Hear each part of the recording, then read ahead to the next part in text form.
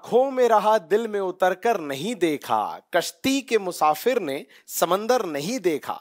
जिस दिन से चला हूं मेरी मंजिल पर नजर है, आंखों ने कभी मील का पत्थर नहीं देखा। ये फूल मुझको कोई विरासत में मिले हैं, तुमने मेरा कांटों भरा बिस्तर नहीं देखा। नमस्कार साथियों, मैं हूं सुनील श्रोती और बशीर बद्र साहब की इन शानदार पंक्तियों के साथ एक बार फिर से आपका स्वागत करता हूं। जीवन में सफलतम बिंदु तक पहुंचने के लिए लंबे अंतराल के कांटों भरे रास्तों से गुजरना पड़ता है, तब जाके फूल आते हैं जीवन में। और इन्हीं अंतरालों को, इन्हीं पड़ावों को पार करने के क्रम में हम सब प्रयासरत हैं, जिसके क्रम में पहला पड़ाव 21 मई को है एमपीपीएससी प्रीलिम्स का, जो हम आपका पार कराना चाहते हैं और उसके क्रम में हम भी प्रयासरत हैं। और इसी प्रयास के क्रम में ये वाला वीडियो लेके आए हैं, जिसमें एक इंपॉर्टेंट सेक्शन कवर करने का प्रयास किया जा रहा है। वो सेक्शन है एमपीपीएससी प्रीलिम्स की यूनिट 6 के इंडियन पॉलिटी के प्रमुख आर्टिकल।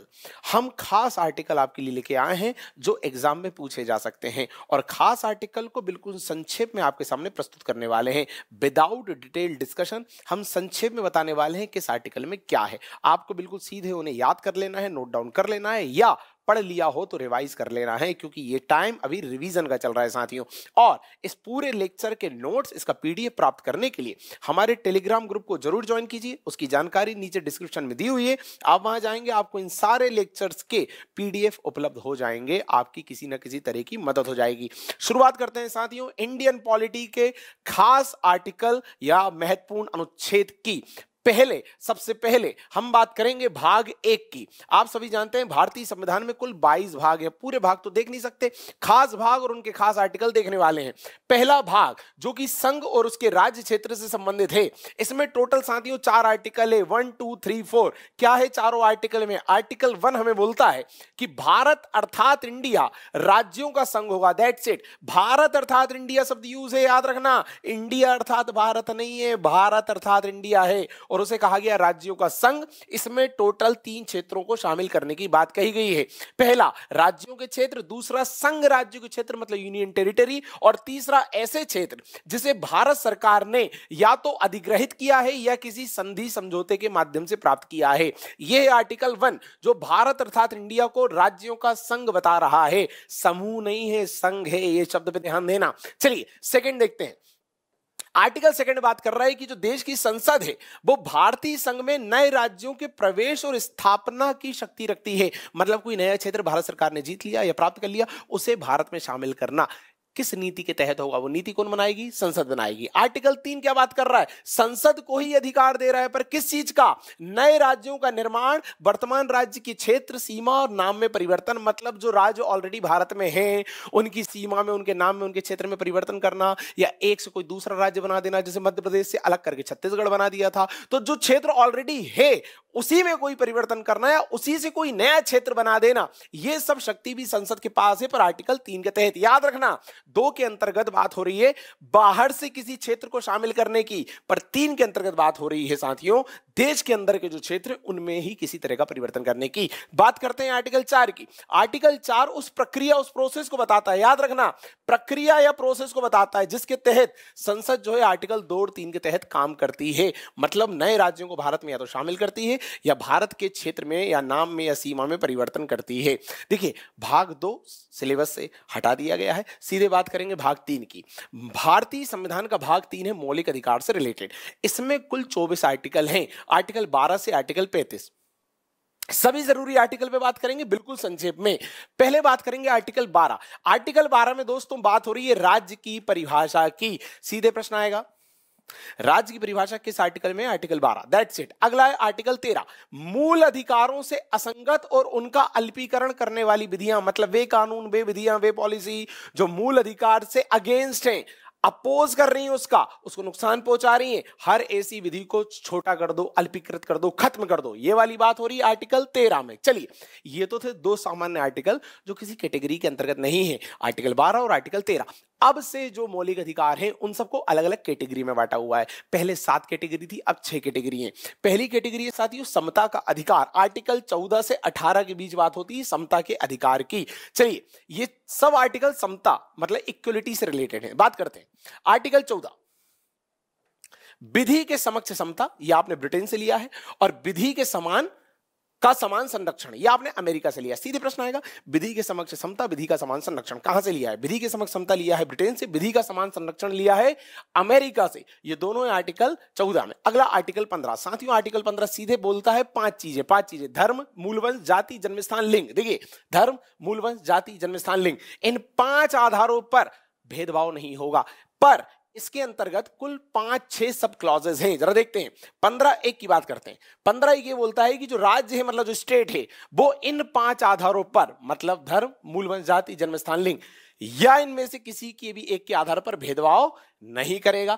15(2) क्या बोलता है कि सार्वजनिक स्थान पर किसी व्यक्ति के साथ इन आधारों पर विभेद नहीं होगा, मतलब डिस्क्रिमिनेशन नहीं होगा। 15(3) बोलता है कि जो राज्य है, मतलब स्टेट, वो स्त्रियों और बच्चों के लिए विशेष उपबंध कर सकता है, मतलब महिलाओं के लिए अलग अलग स्वतंत्रताएं दे देता है। होता है ना, सार्वजनिक बस में उनके लिए सीट रिजर्व कर देना, ये सब, और बच्चों के लिए अलग से उपबंध कर सकता है। ठीक। अगला 15(4) क्या बोलता है? 15(4) बोलता है राज्य जो है ये सामाजिक और शैक्षणिक इन 2 आधारों पर जो लोग पिछड़े हैं, मतलब SC और ST, इनके लिए विशेष प्रावधान कर सकता है, मतलब आरक्षण वगैरह। अच्छा, आर्टिकल 15(5) क्या है? आर्टिकल 15(5) बोल रहा है कि जो राज्य है, मतलब स्टेट, ये अल्पसंख्यक शिक्षण संस्थानों को छोड़कर, मतलब ऐसे एजुकेशनल इंस्टीट्यूट जो माइनॉरिटीज के हैं उनको छोड़कर बाकी सभी इंस्टीट्यूट में फिर वही सामाजिक और शैक्षणिक रूप से जो पिछड़े, मतलब SC और ST, इनको आरक्षण दे सकता है। तो होता है ना, ये जो आप शिक्षण संस्थान देखते हैं, इनमें इनका कम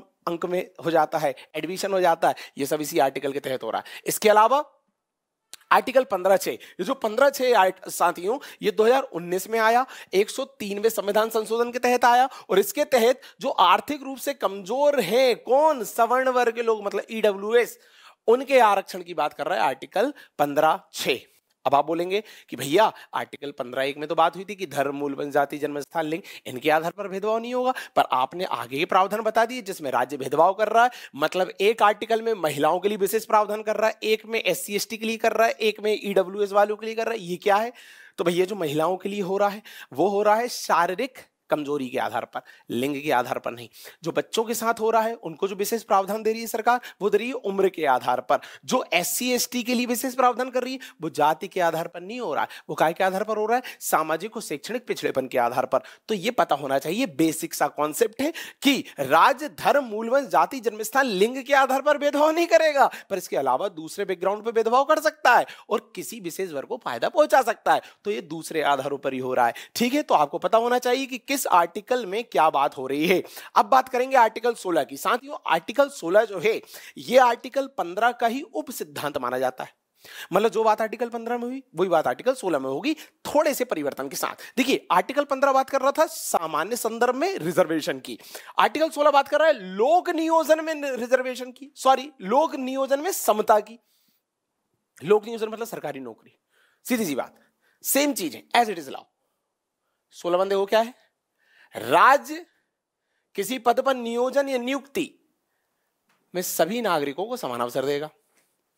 सेम बात, मतलब कोई भेदभाव नहीं होगा। 15 जैसी बातें हो रही है। अच्छा, 16(2) देखो क्या है? 16(2) है कि राज्य जो है, अब इसमें आधार बताए गए हैं।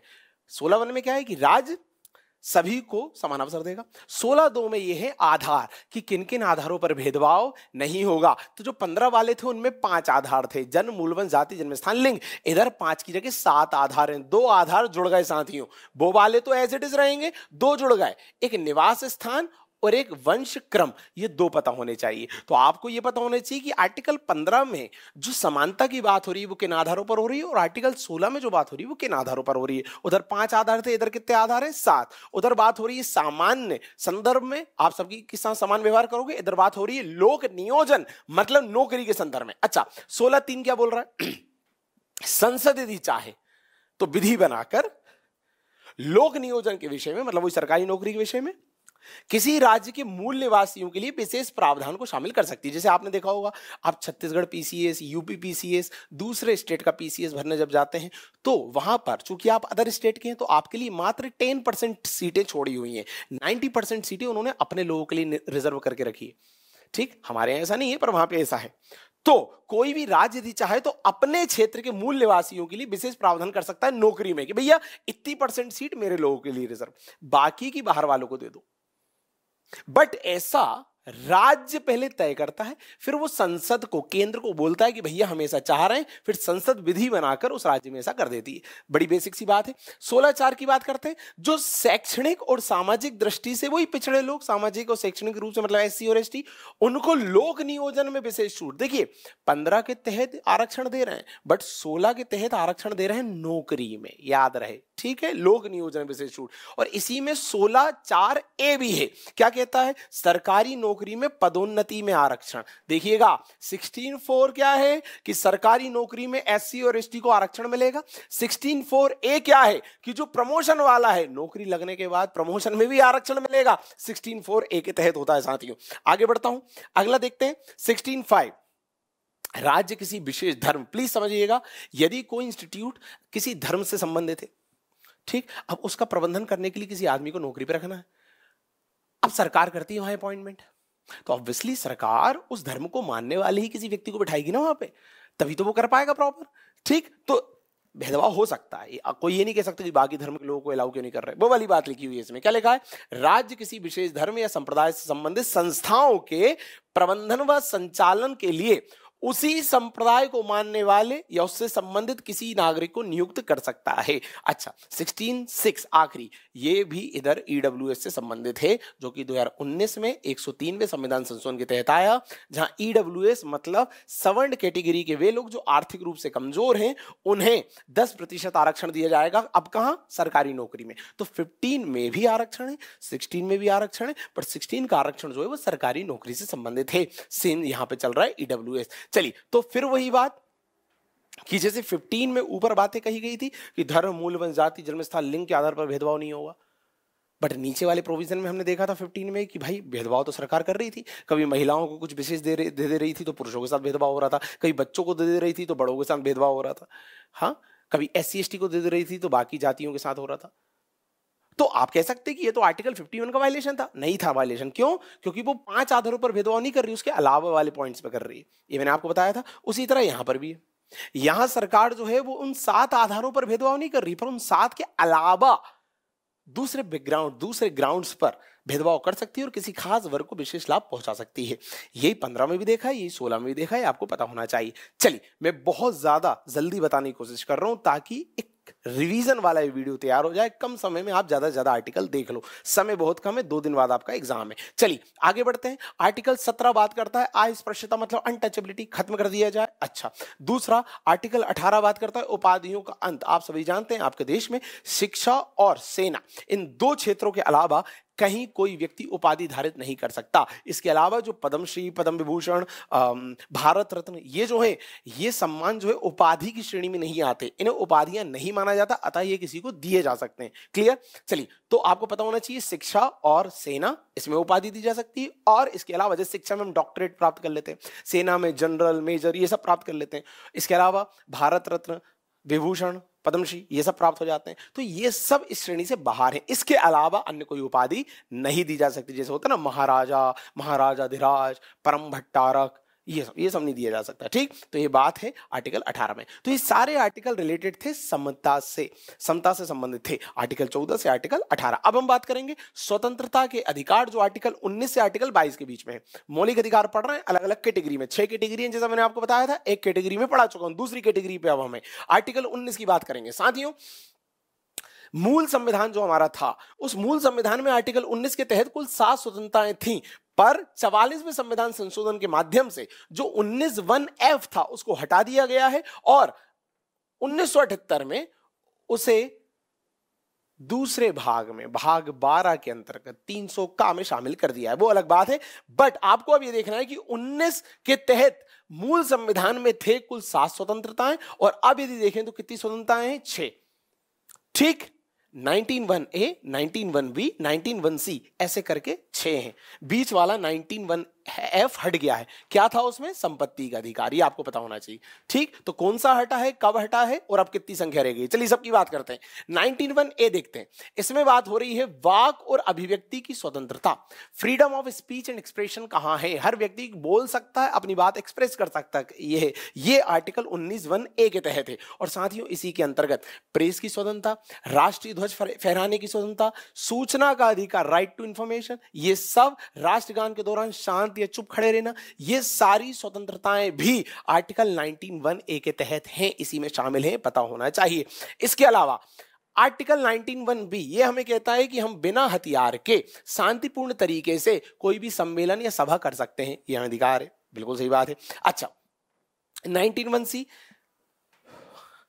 सहकारी समितियां बना सकते हैं, यह हमें अधिकार है।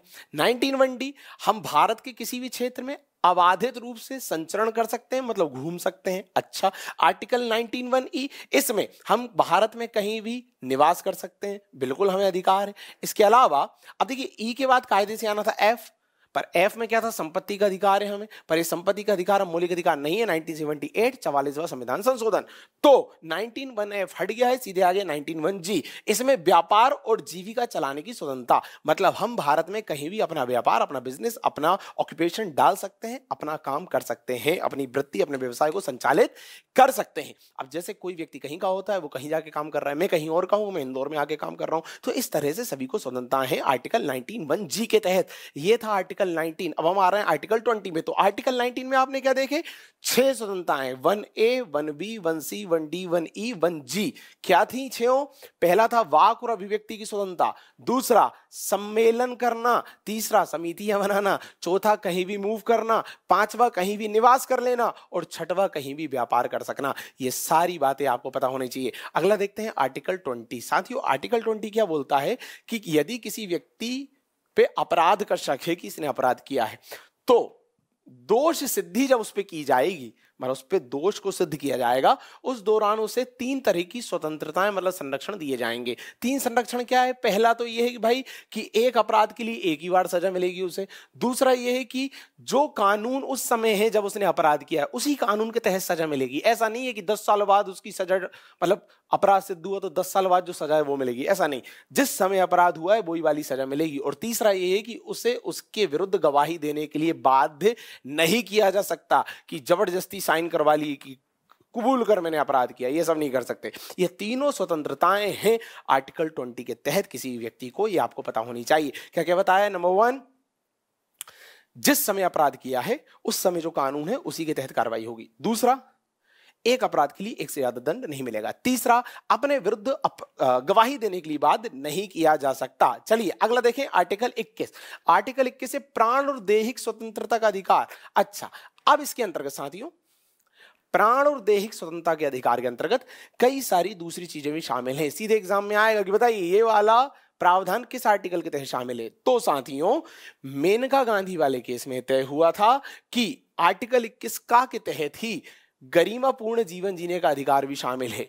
मतलब इसका एग्जाम्पल है, हम सार्वजनिक रूप से किसी को फांसी नहीं देते। क्यों? क्योंकि भले वो अपराधी है पर उसे भी डिग्निटी वाली लाइफ का अधिकार है। फांसी तो देंगे पर एकांतता में देंगे। चलिए, गोविंद बनाम मध्य प्रदेशवाद, इसमें एकांतता मतलब राइट टू प्राइवेसी जो है उसे भी मौलिक अधिकार का दर्जा दिया गया, पूछा जाता है। इसके अलावा people's union for civil liberties बनाम भारत संघ का जो केस था, उसमें जो फोन टेपिंग को रोकने की बात कही गई कि आप किसी का फोन टेप नहीं कर सकते। अगला महाराष्ट्र सरकार वाला केस, इसमें कहा गया यदि कोई चरित्रहीन महिला है, वेश्यावृत्ति और इस सबसे जुड़ी हुई कोई महिला है, तो उसे भी राइट टू प्राइवेसी का अधिकार है। लाल सिंह बनाम उत्तर प्रदेश बात, इसमें कहा गया कि यदि कोई बालक बालिका वयस्क हैं, 18 साल से ज्यादा के हैं, एडल्ट हैं, तो उन्हें अपनी मर्जी से विवाह करने या अंतर जाति विवाह करने की पूरी अनुमति है। ये सब कौन सी चीज किस केस में तय हुई आपको पता होना चाहिए, और ये सब आर्टिकल 21 में शामिल हो चुके हैं साथियों। इसके अलावा मोहिनी वाला केस हुआ। मोहिनी केस में शिक्षा के अधिकार को मौलिक अधिकार की कैटेगरी में डाल दिया गया, मतलब शिक्षा प्राप्त करना भी हमारा फंडामेंटल राइट है। इसके अलावा परमानंद कटारा वाला केस हुआ जिसमें स्वास्थ्य के अधिकार को मौलिक अधिकार की श्रेणी में डाला गया। एमसी मेहता का केस हुआ, इसमें प्रदूषण मुक्त वायु मतलब हमें स्वच्छ वायु प्राप्त करने का मौलिक अधिकार है, यह दिया गया। इसके अलावा विशाखा वाला केस आपको दिख रहा होगा साथियों। इसके अंतर्गत जो कामकाजी महिलाएं होती हैं, उन कामकाजी महिलाओं को उनके कार्यस्थल पर शोषण से बचाव होगा, उन्हें एक तरह की सिक्योरिटी दी जाएगी, उनका मौलिक अधिकार, ये बात तय की गई विशाखा वाले मामले में।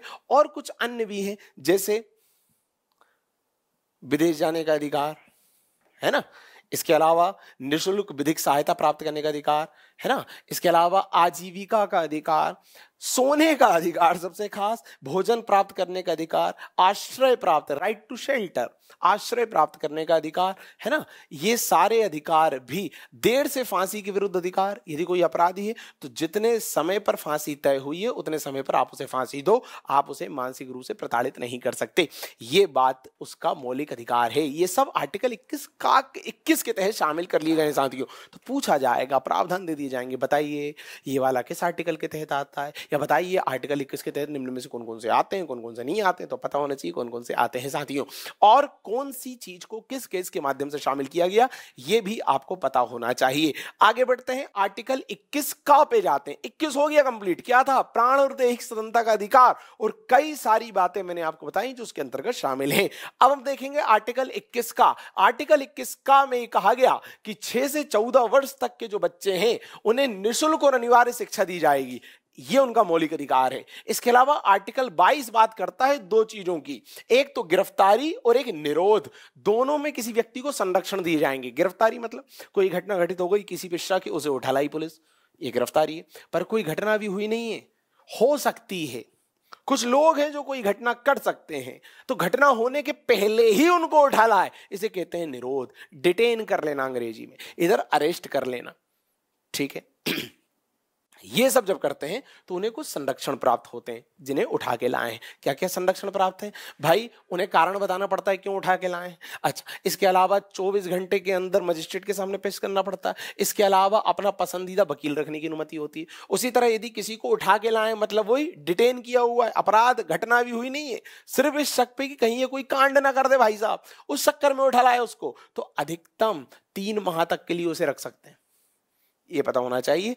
अच्छा, आगे देखें, शोषण के विरुद्ध अधिकार। देखिए कैटेगरी कंप्लीट होते जा रही है साथियों, मैंने 2 कैटेगरी कंप्लीट करा दी आपको, मैं बहुत स्पीड में कराने की कोशिश कर रहा हूं, कम समय में ज्यादा कंटेंट आप तक पहुंचाना है। रिवीजन वाला जोन चल रहा है, समय बहुत कम है हमारे पास। देखिए क्या क्या 2 कैटेगरी देखी, पहला देखा समता के मौलिक अधिकार आर्टिकल 14 से आर्टिकल 18, दूसरा देखा स्वतंत्रता के मौलिक अधिकार आर्टिकल 19 से आर्टिकल 22, आर्टिकल 19 से आर्टिकल 22। अब हम देख रहे हैं शोषण के विरुद्ध अधिकार आर्टिकल 23 और 24, ये 2 आर्टिकल हैं एक्सप्लॉयटेशन के विरुद्ध हमें अधिकार मिले हुए हैं। आर्टिकल 23 क्या बोलता है, कोई भी जो मानव है, कोई भी इंसान है, दुर्व्यवहार मतलब बुरा व्यवहार, दुर्व्यापार गलत तरीके से उसके साथ व्यापार करना या उसके साथ खिलवाड़ करना किसी तरह का, बलात् श्रम मतलब फोर्सफुली काम करवाना, बेगार श्रम मतलब फोकट में काम कराना, उससे काम भी करा लिया पैसे भी नहीं दिए, इस सब का निषेध किया गया है कि आप ये सब नहीं कर सकते, ठीक। पर यहां कुछ अपवाद है। अच्छा, ये सब समझ गए होंगे आप। दुर्व्यवहार मतलब किसी के साथ बुरा व्यवहार करना, दुर्व्यापार जैसे किसी महिला को की तस्करी कर दी, बच्चों की तस्करी कर दी, बेच दिया, ये सब दुर्व्यापार हो गया। बलाश्रम जबरदस्ती काम करवाना, और बेगाश्रम काम करा लिया पैसे नहीं दिया, सब मतलब समझ गए होंगे आप। पर इसमें कुछ अपवाद है, जरूरत पड़ने पर राज्य सरकार नागरिकों को राष्ट्रीय सेवा के लिए आदेशित कर सकती है। भाई कहीं देश के नागरिकों की जरूरत है, कहीं पर श्रमदान की जरूरत है, तो ये कहा जा सकता है कि देखो भाई इस इधर आके सभी अपना श्रमदान दो, तो वहां लोग नहीं कह सकते अरे तुम हमें पैसे तो दे ही नहीं रहे, बेकार श्रम करवा रहे, ऐसा नहीं होगा, ठीक है, ये अपवाद है। चलिए इधर देखें आर्टिकल 14, जो कारखाने होते हैं, जो जोखिम भरे स्थान होते हैं, वहां पर जो 14 वर्ष से कम आयु के लोग हैं, बच्चे हैं, उन्हें काम पे नहीं लगा सकते, भाई साहब केस हो जाएगा आप पे। तो ये सारे शोषण की कैटेगरी में आएंगे आर्टिकल 23 और 24, ठीक। तो 23 क्या बात कह रहे हैं, कर रहा है दुर्व्यवहार, दुर्व्यापार, बलाश्रम और बेगारश्रम, इसका निषेध कर रहा है। 24 क्या बात कह रहा है कि जो बच्चा है उसे आप खतरनाक वाली जगह पे नहीं लगाओगे। अच्छा, आर्टिकल अब अगले आर्टिकल देखेंगे 25 से 28 के बीच, जो कि धार्मिक स्वतंत्रता से संबंधित है, अगली कैटेगरी आ गई, मतलब चौथी कैटेगरी आ गई साथियों, 6 कैटेगरी हैं। अच्छा, आर्टिकल 25 क्या बोल रहा है, आर्टिकल 25 बोल रहा है कि देखो यार भैया, हमें जो है ना किसी भी धर्म के अंतःकरण, मानने, आचरण के और प्रचार की स्वतंत्रता है। भैया हम किसी भी धर्म को माने, हम किसी भी में भी बिलीफ रखें, है ना, हम किसी का भी पालन करें, हम किसी का भी प्रचार करें, हमें स्वतंत्रता है। ये सभी आर्टिकल 25। आर्टिकल 26 क्या है? आर्टिकल 26 ये कह रहा है कि हम जिस भी धार्मिक बिलीफ से बंधे हुए हैं, किसी भी जिस भी धार्मिक आस्था से बंधे हुए हैं, उसके प्रबंधन की हमें स्वतंत्रता है।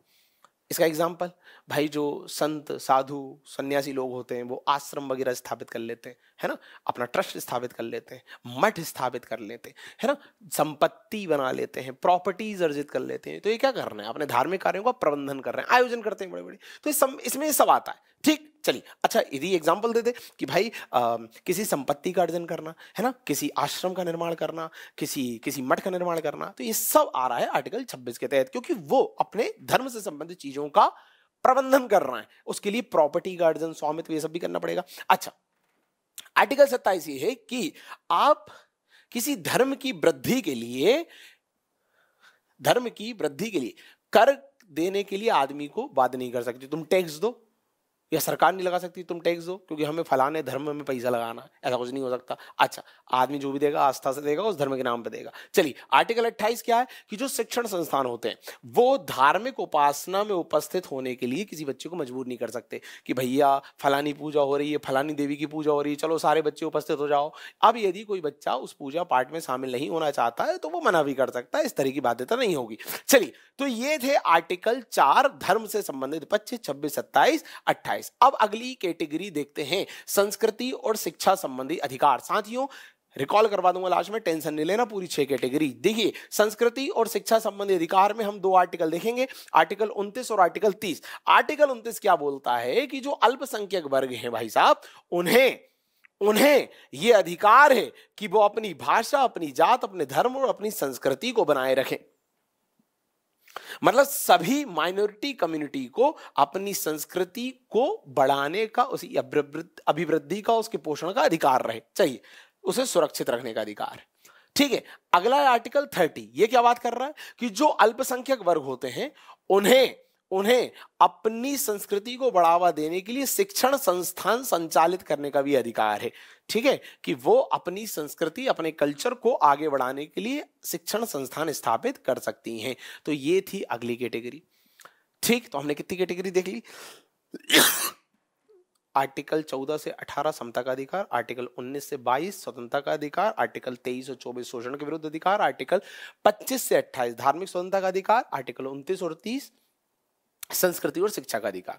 ठीक है, 5 कैटेगरी देख ली। छठवीं कैटेगरी ये वाली है, इसको मैं हेडिंग नहीं दे पाया, ऐसी वाली ये है अगली कैटेगरी, संवैधानिक उपचारों का अधिकार। संवैधानिक उपचार मतलब रेमेडीज। यदि ये जो मौलिक अधिकार स्वतंत्रताएं हम लोगों को मिली हुई हैं, जिसकी भी मैंने चर्चा की, उसका यदि कभी कोई उल्लंघन होता है तो हम कहाँ जाएंगे? हम जाएंगे सुप्रीम कोर्ट के पास कि भैया रक्षा करो, हमारे अधिकार छीने जा रहे हैं। तो सुप्रीम कोर्ट फिर हमारी रक्षा करेगा, और सुप्रीम कोर्ट 5 तरह के आदेश जारी करता है जिसे रिट कहते हैं। क्या कहते हैं? रिट कहते हैं। तो ये 5 रिट जो सुप्रीम कोर्ट जारी करेगा और जो हम सुप्रीम कोर्ट में अपील करेंगे कि हमारे अधिकारों की रक्षा करो, ये सब होता है आर्टिकल 32 के तहत। इसलिए आर्टिकल 32 को कहा जाता है संवैधानिक उपचारों का अधिकार। उपचार कर दिया ना आपका, आपके जो अधिकार छिने थे वो आपको दिलवा दिए भाई साहब। ठीक है, इसी आर्टिकल को डॉक्टर भीमराव अंबेडकर ने कहा था संविधान की आत्मा। क्लियर? ये भी पता होना चाहिए। चलिए आगे देखते हैं। अब देखिए, ये तो हो गई कैटेगरी, मैंने 6 कैटेगरी आपको बता दी, 14 से 18, 19 से 22, 23, 24, 25 से 28, 29, 30 और 32, 6 कैटेगरी हो गई। अब जो 3 आर्टिकल आपको दिख रहे हैं ये भी किसी कैटेगरी में नहीं है, जैसे शुरू वाले 2 किसी कैटेगरी में नहीं थे, 12 और 13। अब ये बचे हुए 3 आर्टिकल और देख लो एक बार। आर्टिकल 33 क्या है? प्रतिरक्षा सेना के सदस्यों के संबंध में मौलिक अधिकार। अच्छा, आर्टिकल 34 क्या है? नागरिकों के संबंध में मौलिक अधिकार। अरे भैया, कहीं पर भी मिलिट्री कानून लगेगा, सेना का कानून लगेगा, तो आपको पता है मिलिट्री और सेना वालों को ज्यादा अधिकार होते हैं कि वो वारंट आरंट नहीं दिखाएंगे, सर्च वारंट, सीधे घुस जाते हैं तुम्हारे घर में, उठापटक मचा देते हैं। अरे अधिकार होते हैं क्योंकि इमरजेंसी में आए वो लोग चीजों को कंट्रोल करने के लिए, तो कहीं ना कहीं उन्हें कुछ ज्यादा अधिकार मिले हुए हैं ना, ज्यादा अधिकार मिले हुए। प्रतिरक्षा सेना के सदस्यों को कुछ अधिकार मिले हुए हैं। अच्छा, उन्हें ज्यादा मिले तो किसके कम हुए? हमारे कम हुए। नागरिकों के संबंध में मौलिक अधिकार। तो किसी एक के बड़े हैं और किसी एक के कम हुए हैं। तो किसके बड़े हैं वो है 33 में, किसके कम हुए हैं वो है 34 में, ये पता होना चाहिए। अगला आर्टिकल 35 ये है कि जो संसद है उस संसद को मौलिक अधिकार मतलब फंडामेंटल राइट के संबंध में कोई भी कानून या कोई भी विधि बनाने का अधिकार है। ये थे सारे आर्टिकल मौलिक अधिकार से संबंधित। आर्टिकल 12 से आर्टिकल 35 तक मैंने सब आपको बता दिए। अब हम बात करेंगे साथियों आर्टिकल जो कि भाग 4 के अंतर्गत है। तो शुरुआत करते हैं भाग 4 की। साथियों आप सभी जानते हैं भाग 4 मतलब राज्य के नीति निर्देशक तत्व, जिसमें बात हो रही है आर्टिकल 36 से आर्टिकल 51 के बीच। अब इन सारे आर्टिकल को हम अलग अलग कैटेगरी में बांट के पढ़ते हैं। पहली कैटेगरी है आर्थिक न्याय से संबंधित नीति निर्देशक तत्व, मतलब वे डीपीएसपी के प्रावधान जो आर्थिक न्याय ला रहे हैं सोसाइटी में। तो साथियों पहला आर्टिकल 38(2), इसके अंतर्गत आय, प्रतिष्ठा, सुविधा और अवसर, 4 बातें याद रखना। आय मतलब इनकम, प्रतिष्ठा मतलब स्टेटस, सुविधा जो फैसिलिटीज मिलती हैं, अवसर इन सब की असमानता की समाप्ति, सबको ये सब बराबर मिलने चाहिए। तो सीक्वेंस में दिमाग में अरेंज कर लो, जैसी आवक होती है, आय होती है समाज में, वैसे ही प्रतिष्ठा मिलती है, जैसी प्रतिष्ठा वैसी समाज में सुविधा और अवसर हमें मिलता है ना। तो इन सब की क्या होनी चाहिए, असमानता को समाप्त करना, सभी को समान रूप से मिलना चाहिए। ये वाली जो बात है आर्टिकल 44वें संशोधन से शामिल की गई है इसमें। तो ये भी ध्यान रखते चलना मेरे इस पूरे प्रोग्राम के दौरान कि डीपीएसपी में से कौन कौन से प्रावधान है जो अलग से संशोधन करके शामिल किए गए, ये पूछे जा सकते हैं। और कौन सा प्रावधान किस संशोधन से शामिल हुआ ये पूछा जाएगा। या ये भी पूछा जा सकता है डीपीएसपी में टोटल ऐसे कितने आर्टिकल है जो संशोधन से शामिल हुए, तो संख्या भी गिनते जाना। चलिए वो मैं याद नहीं दिलाऊंगा, अब आपको करना है, प्लीज नोट करते चलना। एक मैंने आपको बता दिया। अगला है आर्थिक न्याय के ही अंतर्गत आर्टिकल 39। अब इसमें बहुत सारे 39A बात करता है साथियों कि स्त्री और पुरुष जो हैं उन्हें आजीविका के साधन, सभी को आजीविका लाइवलीहुड के सभी साधन रिसोर्सेज अवेलेबल कराए जाएं। अच्छा हो गया ना आर्थिक से संबंधित। अच्छा बी वाले में ये है कि जो संसाधन है, रिसोर्सेज हैं, उनका वितरण सभी में बराबर होना चाहिए। ऐसा नहीं होना चाहिए कि जो रिसोर्सेज हैं वो किसी वर्ग विशेष के हाथ में संकेंद्रित हो। आर्टिकल 39C बोलता है कि जो धन होगा, जो उत्पादन होगा, जो इनकम होगी, ठीक, वो भी ऐसी हो कि सभी में समान रूप से वितरित हो। बहुत ज्यादा विषमता नहीं होनी चाहिए, किसी वर्ग को, किसी पोस्ट को बहुत ही ज्यादा दे दिया, किसी को बहुत ही कम दे दिया, ऐसा नहीं होना चाहिए। डी बोल रहा है स्त्री और पुरुष को समान कार्य के लिए समान वेतन देना चाहिए। ये बहुत ज्यादा इंपॉर्टेंट है, याद रखना। 39D में कहा गया है कि स्त्री और पुरुष को समान कार्य के लिए समान वेतन दो। अच्छा 39E क्या बोल रहा है कि जो श्रमिक होते हैं, उनके बच्चे होते हैं, उन्हें ऐसा काम करने के लिए मजबूर नहीं होना पड़े जो कि उनके स्वास्थ्य पर प्रतिकूल प्रभाव डाले, ऐसा कुछ प्रयास करो। अच्छा इसके अलावा आर्टिकल 39F ये बोलता है कि बच्चे और मजदूर जो हैं उन्हें शोषण से बचाते हुए उन्हें गरिमापूर्ण जीवन दो। तो देखो थोड़े थोड़े से अंतर है। ऊपर वाले में कहा गया था कि ऐसा माहौल बनाओ कि गरीब के बच्चे को ऐसा काम ना करना पड़े जो उसके स्वास्थ्य पर प्रतिकूल प्रभाव डाले, और अगले में कहा गया कि उसे डिग्निटी वाला जीवन दो, गरिमापूर्ण जीवन दो। ये सारे आर्टिकल है आर्टिकल 39 से संबंधित। 39A B C D E और F, हमने टोटल 6 आर्टिकल देखे इसमें। 39A में क्या था कि सभी को आजीविका के समान साधन, दूसरा भौतिक संसाधनों का संकेंद्रण ना हो, तीसरा क्या था आवक, आय, धन का वितरण सब में बराबर हो, चौथा स्त्री पुरुष में समान कार्य के लिए समान वेतन, पांचवा हमने क्या देखा कि गरीब के बच्चे को ऐसा काम ना करना पड़े जो उसके स्वास्थ्य पर नकारात्मक प्रभाव डाले, और आखिरी क्या देखा कि गरिमापूर्ण जीवन सुनिश्चित करो। ये 5-6 बातें हैं 39 के अंतर्गत। अगला आर्टिकल 43 भी इसी में है, आर्थिक न्याय से संबंधित। ये बोलता है कि जो ग्रामीण क्षेत्र है भैया वहां पर कुटीर उद्योग स्थापित करो, सीधी बात, नो बकवास। इसके अलावा आर्टिकल 43A और 43B मतलब का और खा, ये क्या बोलते हैं कि जो उद्योग होता है उसका जो प्रबंधन होता है मतलब मैनेजमेंट, उसमें मजदूरों को भी शामिल करो, डिसीजन मेकिंग में मजदूर को आगे बढ़ाओ। ये वाली बात 42वें संविधान संशोधन द्वारा 1976 में आई। अब देखिए दूसरा संशोधन, अभी एक हमने देखा 38(2), वो 44वें संशोधन से आया था, ये 42वें संशोधन से आया, टोटल 2 संशोधन हो गए। अच्छा अगला 43 खा,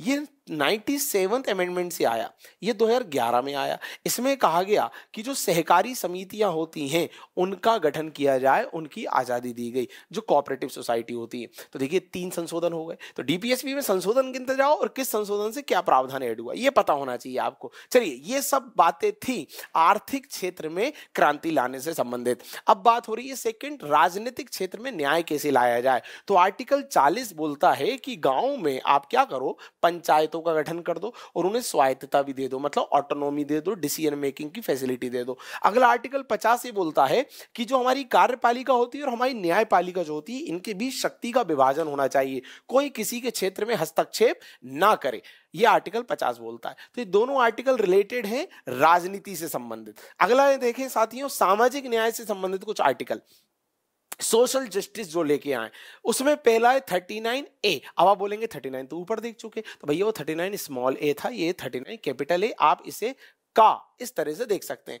तो न्याय में अवसर की समता और निःशुल्क विधिक सहायता, सीधे प्रश्न आएगा कि न्याय क्षेत्र में सभी को समान न्याय मिले। यदि आपके पास धन नहीं है, सुविधा नहीं है, तो सरकार आपकी तरफ से खुद वकील अपॉइंट कर दे, आपको निःशुल्क विधिक सहायता मिलनी चाहिए। ये सारी बातें जो हैं ये आर्टिकल 39A में है और 42वें संशोधन से शामिल की गई। देखिए एक और आर्टिकल आ गया जो संशोधन के तहत आया, ये गिनते जाइए आप और अलग लिस्ट बना लीजिए। 42वें के माध्यम से कौन कौन से आए, 44वें के माध्यम से कौन कौन से आए, 97वें के माध्यम से कौन कौन से आए, पूछा जाएगा प्रश्न। चलिए आगे बढ़ते हैं। आर्टिकल 41 क्या है, कुछ दशा जो होती है, काम, शिक्षा और लोक सहायता सरकार आपको प्रदान करेगी। भाई सरकार जो है वो आपको काम का प्रोवाइड करेगी, जो होता है मनरेगा वगैरह, आपको निःशुल्क शिक्षा देगी, ये सारी बातें हुई थी। और यदि ये सब नहीं दे पाई तो दूसरी लोक सहायताएं देगी, भाई पेंशन दे दी, ये दे दी, वो दे दी, ये सब बात इसमें हुई थी। अच्छा, आर्टिकल 42 क्या है, आर्टिकल 42 बोलता है एक तो प्रसूति सहायता, ठीक है, जब गर्भ अवस्था होती है तो उस महिला को सहायता मिलेगी, आप सभी जानते हैं मेटर्निटी लीव और ये सब जो मिलता है। अच्छा, इसके अलावा कार्य की न्याय संगत व्यवस्था होगी, जहां पर भी वो काम कर रही होंगी वहां उनके साथ मानवोचित व्यवहार होगा।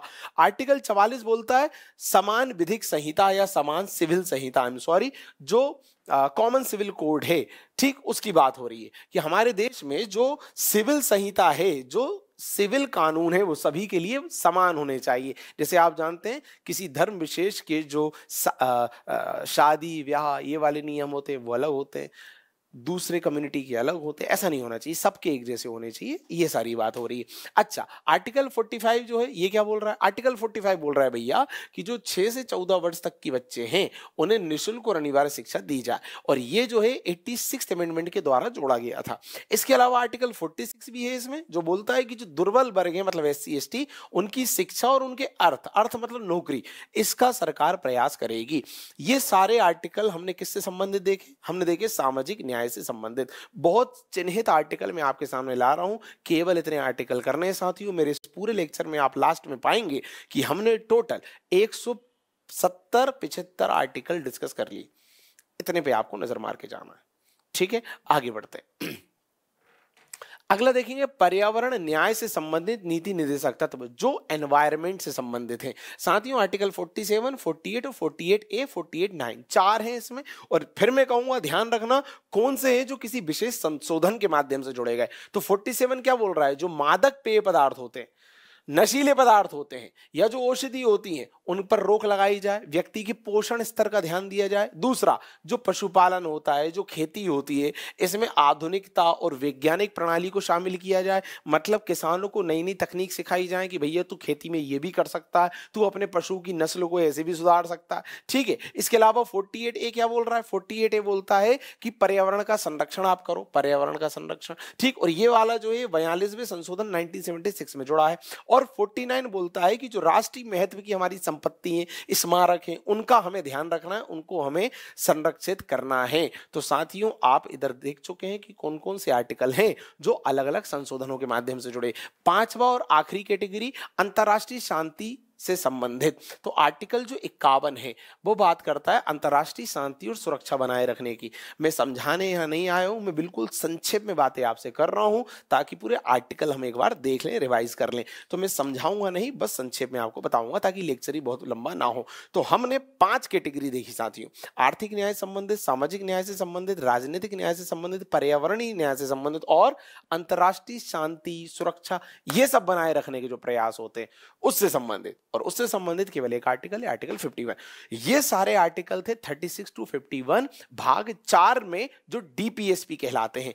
पर कुछ आर्टिकल ऐसे हैं साथियों जो है तो डीपीएसपी वाले ही आर्टिकल, पर वो भाग 4 में नहीं है। कौन से हैं वो आर्टिकल? उनकी कुल संख्या है 335, 350 का और 351। क्या है जरा देखते हैं। 335 ये बोलता है कि जो संघ और राज्य सरकार होगी वो अनुसूचित जाति और जनजाति के लोगों को प्रशासन में उनकी दक्षता के अनुसार, उनकी योग्यता के अनुसार प्रतिनिधित्व देगी, मतलब आरक्षण के माध्यम से उनकी नौकरी लगवाएगी। अच्छा, 350 का क्या बोल रहा है? 350 का ये बोल रहा है कि जो भाषाई अल्पसंख्यक वर्ग हैं, भाषा के आधार पर अल्पसंख्यक वर्ग, दो तरह से अल्पसंख्यक वर्ग होते हैं, एक जनसंख्या के आधार पर, एक भाषा के आधार पर। तो यहाँ भाषाई अल्पसंख्यक वर्गों की बात हो रही है। उनके बच्चों की जो प्राथमिक शिक्षा है वो उनकी मातृभाषा में उपलब्ध कराई जाए, ये वाली बात हुई। और आखिरी आर्टिकल 351 इसमें है जो ये बोलता है कि हिंदी का प्रचार प्रसार करना केंद्र मतलब संघ सरकार का दायित्व है। वो ऐसा कुछ करे, ऐसे आयोजन कराए, इस तरह की प्रदर्शनी लगवाए, इस तरह के समारोह करवाए जिससे हिंदी का प्रचार प्रसार हो सके। ये सारी बात है आर्टिकल 4 भाग 4 से संबंधित डीपीएसपी में। अब साथियों अगले भाग पर जाएंगे, भाग 4 का, जो कि है मौलिक कर्तव्य से संबंधित। और मौलिक कर्तव्य आप सभी जानते हैं 51 का में है, कुल 10 है। शुरू में जब संविधान में इन्हें शामिल किया गया था तब ये 10 थे, वर्तमान में 11 हैं। कौन कौन से हैं ये क्रम भी आपसे पूछ लिया जाता है। तो जो पहला मौलिक कर्तव्य है वो हमें बोलता है कि हम संविधान का पालन करें, राष्ट्रीय ध्वज, राष्ट्रीय गान, इन सब का सम्मान करें। दूसरा वाला हमसे बोलता है कि जो स्वतंत्रता दिलाने के लिए जो राष्ट्रीय आंदोलन चलाए गए थे उनके जो उच्च आदर्श हैं, इतनी जो वैल्यूज हैं, उन्हें अपने हृदय में संजो कर रखें। ठीक। अगला ये बोलता है कि भाई भारत की प्रभुता, एकता, अखंडता को बनाए रखें। चौथा वाला बोलता है कि देश की रक्षा करो और जब भी तुम्हारी जरूरत पड़े, मतलब जब तुम्हें बुलाया जाए, जब आह्वान किया जाए, जब उसकी सेवा के लिए उपलब्ध हो जाओ। अच्छा, इसके अलावा पांचवा जो है, पांचवा ये बोलता है कि भारत के सभी लोगों में आपस में समरसता, भाईचारा ये होना चाहिए और उन्हें हर ऐसी प्रथा का परित्याग करना चाहिए जो स्त्रियों के विरुद्ध हो, ये बात कहता है पांचवा। छठवा ये बोल रहा है कि हमें अपनी संस्कृति जो है, जो कि सामसिक संस्कृति, मिलीजुली संस्कृति, इसकी रक्षा के लिए निरंतर प्रयास करना चाहिए, इस पे गौरवान्वित होना चाहिए। सातवां ये बोलता है कि हमें प्रकृति का, पर्यावरण की सुरक्षा करनी चाहिए। अच्छा, आठवां ये बोलता है कि हमें 2-3 तरह के दृष्टिकोण, माइंडसेट निर्मित करने चाहिए। पहला तो वैज्ञानिक दृष्टिकोण, दूसरा मानवतावादी दृष्टिकोण, तीसरा सुधार का दृष्टिकोण, मतलब हर पल निरंतर हमें खुद में सुधार करते रहना चाहिए। अच्छा, नौवां मौलिक कर्तव्य क्या बोलता है? नौवां मौलिक कर्तव्य बोलता है कि जो सार्वजनिक संपत्ति है, सरकारी संपत्ति, उसकी रक्षा का हमें प्रयास करना चाहिए। 10वां मौलिक कर्तव्य बोलता है कि हम अपने जीवन में जो कुछ भी कर रहे हैं, चाहे व्यक्तिगत लेवल पे, चाहे एक समूह के साथ, एक टीम के साथ, मतलब व्यक्तिगत या सामूहिक किसी भी संदर्भ में हम काम कर रहे हैं, तो हमें उत्कर्ष या उत्कृष्टता की ओर हमेशा बढ़ना है, आगे की ओर हमेशा बढ़ना है, कुछ बेहतर करना है। तो ये 10 तो थे शुरू में जब संविधान में शामिल किया गया था। 11वां जोड़ा गया बाद में कि माता पिता या जो गार्जियन होते हैं उन्हें चाहिए कि वो अपने 6 से 14 वर्ष तक के बच्चों को निःशुल्क शिक्षा लेने भेजे, जो सरकार उन्हें के बच्चों को प्रदान कर रही है। तो ये माता पिता का और संरक्षक का कर्तव्य है। तो इस कर्तव्य को 11वां कर्तव्य बनाया गया। तो पूछ लिया जाएगा, क्रम आपको देखिए, बताइए इस नंबर के मौलिक कर्तव्य में क्या है। और सारे मौलिक कर्तव्य किस आर्टिकल में? आर्टिकल 51 का के तहत हैं, जो कि स्वर्ण सिंह समिति की अनुशंसा के बाद 1976 में भारतीय संविधान में जोड़े गए थे। क्लियर? आगे बढ़ेंगे साथियों। अब हम आ गए भाग 5 में। और आप सभी जानते हैं भाग 5 जो है वो केंद्र की बात करता है, वो संघ की बात करता है। संघ में, केंद्र में वो 3 यूनिट की बात करता है। पहला कार्यपालिका, दूसरा विधायिका और तीसरा न्यायपालिका। कार्यपालिका, विधायिका और न्यायपालिका। कार्यपालिका में हम देखते हैं राष्ट्रपति, प्रधानमंत्री, मंत्रिपरिषद, महान्यायवादी।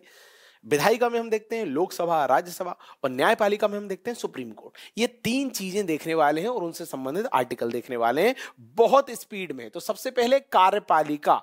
कार्यपालिका मैंने क्या बोला? 3 अंग है, कार्यपालिका, विधायिका, न्यायपालिका। तो पहला कार्यपालिका, और कार्यपालिका में भी राष्ट्रपति, फिर देखेंगे प्रधानमंत्री, फिर देखेंगे मंत्रिपरिषद, फिर न्यायवादी। ये सब मिला के होगी कार्यपालिका कंप्लीट। फिर जाएंगे विधायिका पे, लोकसभा, राज्यसभा। फिर जाएंगे न्यायपालिका पे, मतलब सुप्रीम कोर्ट। ये सब के आर्टिकल देखेंगे भाग 5 में। शुरुआत करेंगे कार्यपालिका में पहले राष्ट्रपति से संबंधित आर्टिकल की। तो पहला आपको दिख रहा है आर्टिकल 52। ये कहता है कि भारत का एक राष्ट्रपति होगा।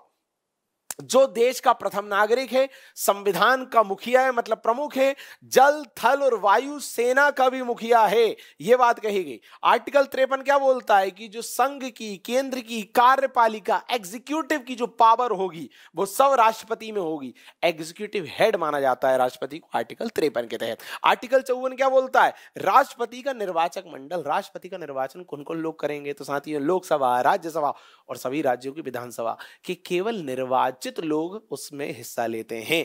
और इन विधानसभाओं में दिल्ली, पुडुचेरी और अब जम्मू कश्मीर भी हो जाएगा, यहाँ की विधानसभा के लोग भी शामिल होंगे। तो याद रखना, लोकसभा, राज्यसभा और राज्य की विधानसभाओं के निर्वाचित लोग, केवल निर्वाचित लोग उनके चयन में शामिल होते हैं, उनके निर्वाचन में शामिल होते हैं। यह बात है आर्टिकल 54 में। आर्टिकल 55 क्या बोलता है? राष्ट्रपति के निर्वाचन की प्रक्रिया के बारे में बताया गया है। आर्टिकल 56 में राष्ट्रपति का कार्यकाल और पद रिक्तता बताई गई है। कार्यकाल कितना होता है? 5 वर्ष होता है साथियों।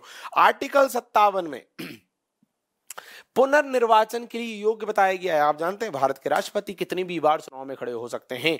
एक बार कार्यकाल पूरा हो गया, दूसरी बार भी हो सकते हैं, तीसरी बार भी हो सकते हैं, पर अमेरिका जो है वहां पर केवल 2 बार हो सकते हैं। तो पुनर्निर्वाचन के लिए भारत के राष्ट्रपति योग्य हैं, ये बात है आर्टिकल 57 में। आर्टिकल 58 बात करता है उनकी योग्यता की, कि योग्यता क्या होगी भाई? 35 वर्ष भारत के नागरिकों लोकसभा की सदस्यता धारित करने की योग्यता रखते हो। ये सब उनकी कुछ योग्यताएं हैं जो आर्टिकल 58 में दी हुई है। आर्टिकल 59 बताता है उनके वेतन और भत्ते के बारे में। आर्टिकल 60 बताता है राष्ट्रपति की शपथ कौन दिलवाएगा, तो आप जानते हैं सुप्रीम कोर्ट के मुख्य न्यायाधीश दिलवाते हैं, सीजेआई जो हम बोलते हैं। अगला है आर्टिकल 61, राष्ट्रपति पर महाभियोग। महाभियोग मतलब इंपीचमेंट, वह प्रक्रिया जिसके माध्यम से राष्ट्रपति को पद से हटाया जाता है संसद के द्वारा। किस आधार पर लाया जाता है महाभियोग? साथियों, यदि राष्ट्रपति महोदय ने संविधान का कहीं उल्लंघन कर दिया है तब यह लाया जाता है। केवल संविधान का जब उल्लंघन कर दे तब यह लाया जाता है। और इधर जो शपथ लेते हैं वो संविधान के अनुरक्षण, संरक्षण और प्रतिरक्षण की शपथ लेते हैं। ये भी आपको पता होना चाहिए। चलिए अगला देखते हैं आर्टिकल 70। आर्टिकल 70 बात करता है कि आकस्मिक स्थितियों में यदि राष्ट्रपति अपने कर्तव्यों का निर्वहन नहीं कर पा रहे हैं तो कौन करेगा उनके कर्तव्यों का निर्वहन? तो उपराष्ट्रपति करेंगे। पर यदि उपराष्ट्रपति भी अवेलेबल नहीं है तो कौन करेगा? तो फिर भारत के मुख्य न्यायाधीश करेंगे। ये बात कही गई है आर्टिकल 70 में।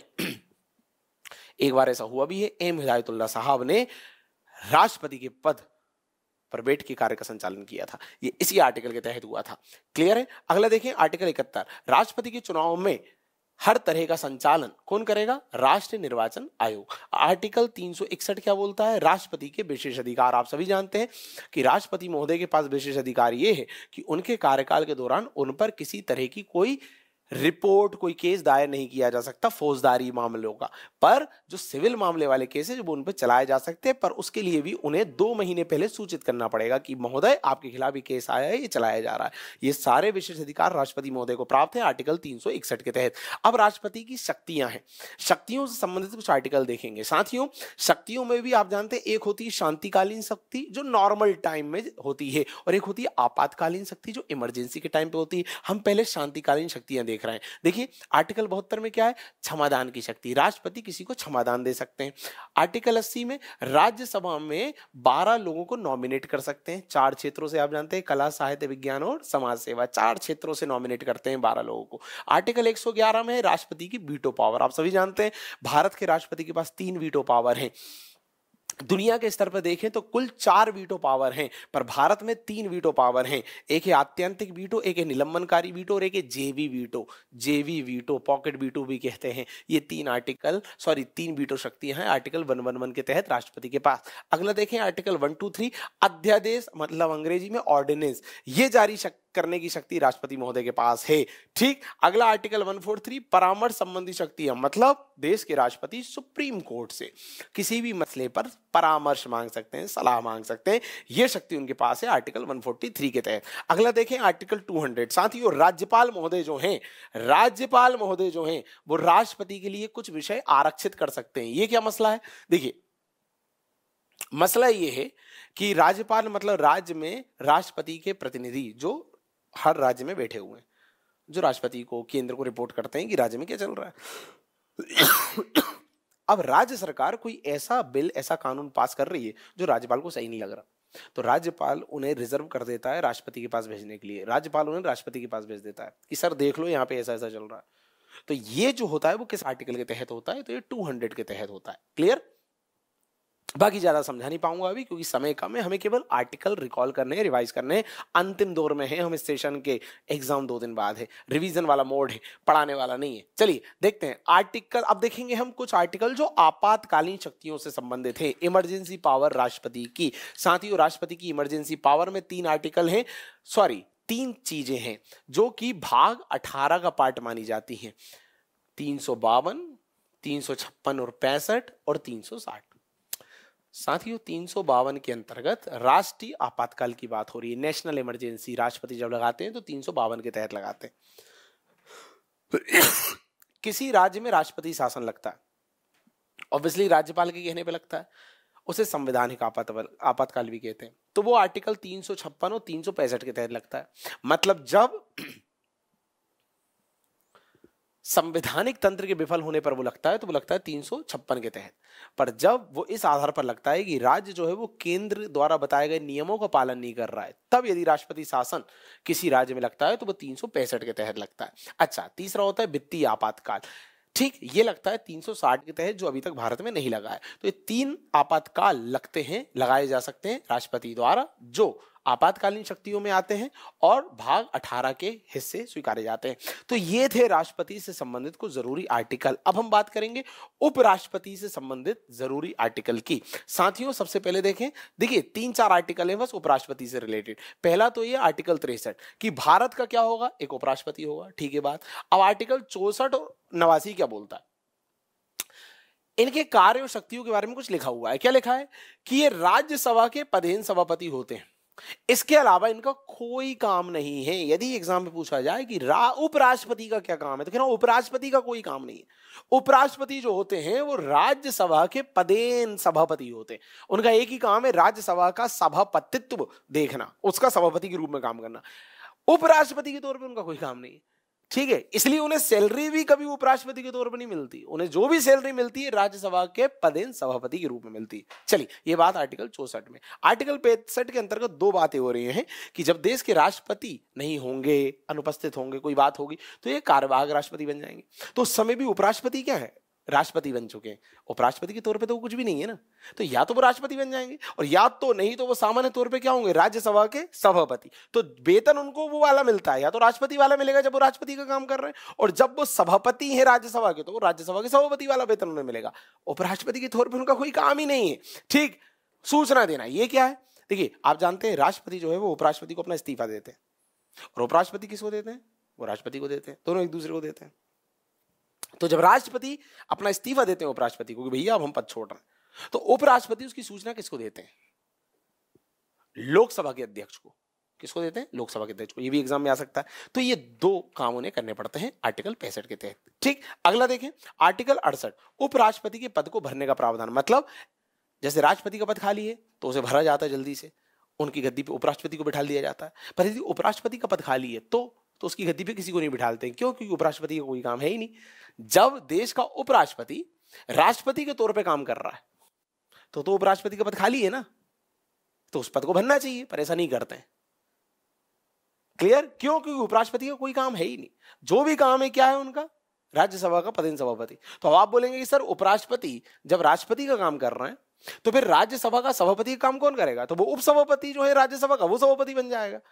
तब भी अलग से कोई नया उपराष्ट्रपति लाने की जरूरत नहीं है। ये सारी बातें आर्टिकल 68 में, हमें बहुत संक्षेप में समझना है, कम टाइम है, इसलिए मैं इतना इतना बता रहा हूं आपको। चलिए अगला देखेंगे देश के प्रधानमंत्री, इनसे संबंधित कुछ आर्टिकल। साथियों 3 आर्टिकल तो ये आपको दिमाग में रख लेने हैं, 75(1), 75(2) और 75(3). 75(1) ये बोलता है कि प्रधानमंत्री की नियुक्ति राष्ट्रपति करते हैं। ठीक, 75(2) बोलता है कि प्रधानमंत्री और उनकी जो मंत्री परिषद होती है वो राष्ट्रपति के प्रसाद पर्यंत होती है, प्लेजर ऑफ, मतलब जब तक राष्ट्रपति चाहे तब तक। अच्छा, 75(2) में ही एक बात यह है कि व्यक्तिगत रूप से सभी मंत्री और प्रधानमंत्री राष्ट्रपति के प्रति जवाबदेह होते हैं। प्रश्न आता है व्यक्तिगत रूप से मंत्री और प्रधानमंत्री किसके प्रति उत्तरदायी होते हैं, तो राष्ट्रपति के प्रति। ये आर्टिकल 75(2) में। पर सामूहिक रूप से वो किसके प्रति उत्तरदायी होते हैं, तो वो लोकसभा के प्रति उत्तरदायी होते हैं। ये है 75(3). अब इनके मतलब क्या होते हैं उसके लिए तो आपको पूरा लेक्चर हमारे अटेंड करने पड़ेंगे। क्लियर है। हम बस आर्टिकल अभी आपको बता सकते हैं क्योंकि उसी का ये लेक्चर है। तो आर्टिकल 75(2) में ये है कि सभी लोग मतलब कैबिनेट और मंत्री, प्रधानमंत्री खुद राष्ट्रपति के प्रति उत्तरदायी होंगे, पर व्यक्तिगत रूप से। सामूहिक रूप से वो लोग उत्तरदायी होते हैं लोकसभा के प्रति, ये पता होना चाहिए, एग्जाम में आता है। चलिए अगला, प्रधानमंत्री की शक्तियों और काम से संबंधित 3 आर्टिकल, ये भी देख लीजिए, 78(1), 78(2) और 78(3). 78(1) ये बोलता है कि जो प्रधानमंत्री है वो स्वेच्छा से राष्ट्रपति को अपने कामों की जानकारी देता है समय समय पर कि सर हम ये कर रहे हैं। 78(2) ये बोलता है कि यदि प्रधानमंत्री स्वेच्छा से ना दे तो राष्ट्रपति द्वारा मांगे जाने पर प्रधानमंत्री उन्हें जानकारी देते हैं। यदि राष्ट्रपति मांगे, बताओ भाई क्या क्या चल रहा है तुम्हारे डिपार्टमेंट में। अच्छा, फिर 78(3), इसमें राष्ट्रपति के कहने पर प्रधानमंत्री किसी एक मंत्री के फैसले को पूरी मंत्री परिषद के समक्ष रखवा देते हैं। भाई यदि राष्ट्रपति को लगे कि प्रधानमंत्री या इनकी सरकार ने जो भी कानून बना के मेरे पास भेजा है साइन करने के लिए, उस कानून में इन्होंने अपनी पूरी कैबिनेट की मंजूरी नहीं ली, केवल कोई मंत्री था वो अपने डिपार्टमेंट से रिलेटेड चीजें लाया, प्रधानमंत्री और हमने उसे पास किया और मेरे पास लिया, तो राष्ट्रपति उनसे कह सकते हैं कि भाई इस चीज को तुम पूरी कैबिनेट में रखो, वहां से पास कराओ फिर लेके आओ।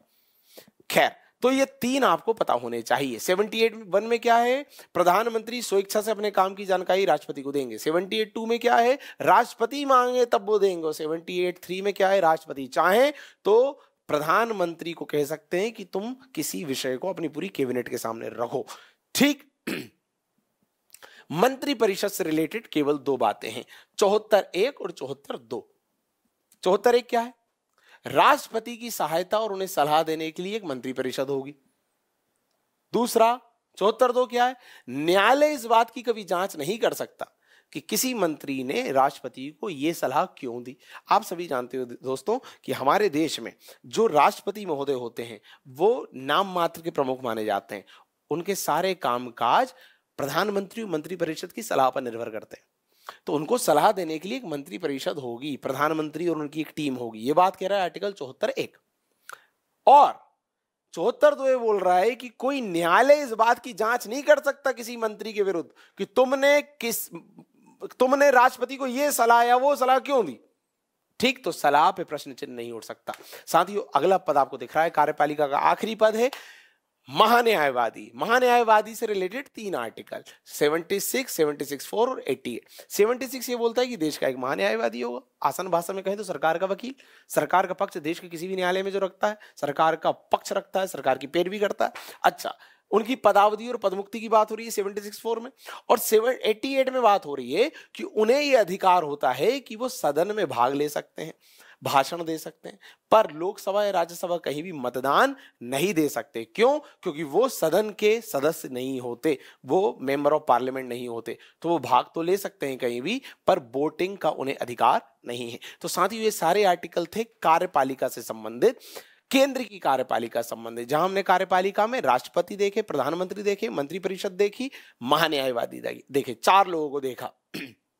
अब हम बात करने जा रहे हैं विधायिका से रिलेटेड। मैंने बताया संघ में, केंद्र में 3 अंग है, कार्यपालिका, विधायिका, न्यायपालिका। कार्यपालिका हो गई, अब हम देख रहे हैं विधायिका मतलब संसद। इसमें राज्यसभा की बात करेंगे, लोकसभा की बात करेंगे। देखते हैं पहले राज्यसभा। साथियों आर्टिकल 80 बात कर रहा है कि राज्यसभा में कितने सदस्य होंगे। आर्टिकल 83 बात करता है कि उनकी पदावधि क्या होगी, आप सभी जानते हैं 6 वर्ष होती है। आर्टिकल 84 बात करता है उनकी योग्यता क्या होगी, और आर्टिकल 89 बात करता है राज्यसभा के पदाधिकारी। पदाधिकारी मतलब साथियों जो राज्यसभा की कार्रवाई को संचालित करवाते हैं। जैसे एक होते हैं सभापति, एक होते हैं उपसभापति, और एक होता है उपसभापतियों का पैनल। अभी उपसभापतियों का पैनल क्या होता है, इसका हमने एक वीडियो ऑलरेडी रिकॉर्डेड फॉर्म में डाल चुके हैं, प्लेलिस्ट में जाके आप चेक कीजिए, आपको पता चल जाएगा। चलिए, इसके अलावा लोकसभा, जिसे हम प्रथम सदन, निम्न सदन, लोकप्रिय सदन, अस्थायी सदन और जनता का सदन भी कहते हैं, इससे संबंधित कुछ आर्टिकल हैं। देखिए 81 जो है वो इसकी सदस्य संख्या बताता है कि मैक्सिमम कितने मेंबर हो सकते हैं। 82 जो है वो परिसीमन आयोग की बात करता है। परिसीमन आप सभी जानते हैं कि चुनाव जब होता है तो कोई सा चुनावी क्षेत्र कितना बड़ा होगा, ये एरिया, ये सीमा परिसीमन आयोग तय करता है। 84 बात करता है योग्यता की। 93 बात करता है लोकसभा के पदाधिकारी की, जैसे 89 बात कर रहा था राज्यसभा के पदाधिकारी की, 93 बात कर रहा है लोकसभा के पदाधिकारी की, वही अध्यक्ष उपाध्यक्ष ये सब। 99 बात कर रहा है सभी के शपथ की। 100 बात कर रहा है गणपूर्ति मतलब कोरम की। आप सभी जानते हो सदन की कार्रवाई तभी संचालित होती है जब कम से कम 10% मेंबर अवेलेबल हो, तो वो बात आर्टिकल 100 में कही गई है। साथियों अगला है आर्टिकल 101। इसमें संसद सदस्यों की पद रिक्तता की बात हुई है कि उनका पद रिक्त किन आधारों पर और कब होगा। आर्टिकल 102 में बात होती है संसद सदस्य की अयोग्यता। अब जरा देखिए, यदि पूछा जाए पद रिक्तता की बात किस आर्टिकल में, तो आर्टिकल 101 में। यदि पूछा जाए संसद सदस्य की अयोग्यता, ये लोग अयोग्य कब हो जाएंगे, ये बात कहां हो रही है, तो आर्टिकल 102 में हो रही है। साथियों 105 देखेंगे, संसद सदस्यों के विशेष अधिकार। आप सभी जानते हैं कि as a member of parliament सभी सांसदों के कुछ विशेष अधिकार होते हैं। ये विशेष अधिकार आर्टिकल 105 में हैं। कई विशेष अधिकार हैं, आप सभी जानते हैं। अगला देखें आर्टिकल 108, सदन की संयुक्त बैठक। कई स्थितियां ऐसी होती हैं जहां लोकसभा राज्यसभा की संयुक्त बैठक बुलाई जाती है। कौन बुलाता है, राष्ट्रपति बुलाते हैं। उसकी अध्यक्षता कौन करता है, लोकसभा अध्यक्ष करते हैं। ठीक है, और लोकसभा अध्यक्ष यदि ना हो तो कौन करता है, लोकसभा के उपाध्यक्ष करते हैं। और यदि वो भी ना हो तो कौन करते हैं, राज्यसभा के उपसभापति करते हैं। पर सभापति कभी नहीं करते।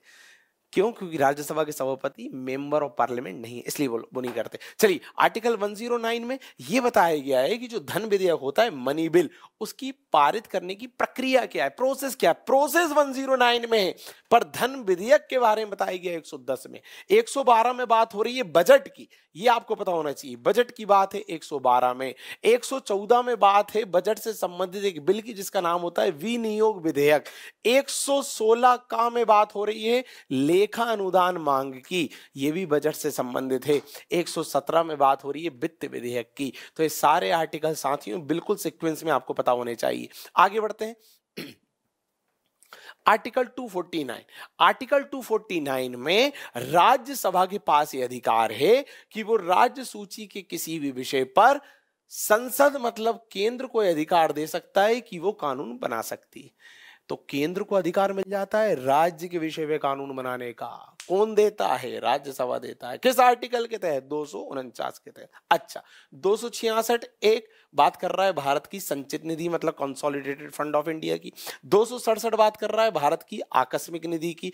312 बात कर रहा है राज्यसभा के पास अधिकार होता है कि अखिल भारतीय सेवाओं का सृजन कर सकती है। ये आईएएस, आईपीएस, आईएफएस, इन्हें अखिल भारतीय सेवाएं कहते हैं। इस तरह के और नए पद क्रिएट करने का अधिकार किसको है, राज्यसभा को, आर्टिकल 312 के तहत। अगला 326 आप सभी जानते हैं, मतदाताओं का निर्धारण, वोट देने का योग्यता। ठीक, 330 सीटों का आरक्षण, कहां, लोकसभा में, एससी एसटी के लोगों को। अच्छा, 331 जो आंग्ल भारतीय समुदाय होते हैं उनको नॉमिनेट करना। 2 लोग आंग्ल भारतीय समुदाय से मनोनीत होते थे लोकसभा में, पर 104वें संविधान संशोधन के माध्यम से इसे अब निरस्त कर दिया गया। तो अब 331 जैसा कुछ नहीं है, पर पहले था, ये पता होना चाहिए।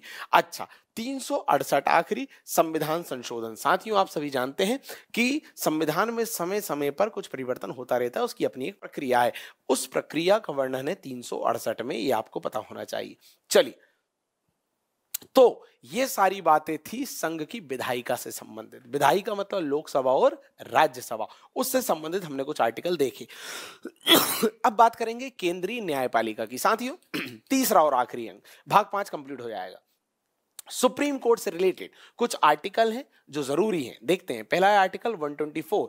ये बोलता है कि संपूर्ण राष्ट्र का एक सर्वोच्च न्यायालय होगा जो न्याय व्यवस्था के शीर्ष पे होगा। ये बात कह रहा है आर्टिकल 124। 124(1) कह रहा है कि सर्वोच्च न्यायालय का गठन कैसे होगा।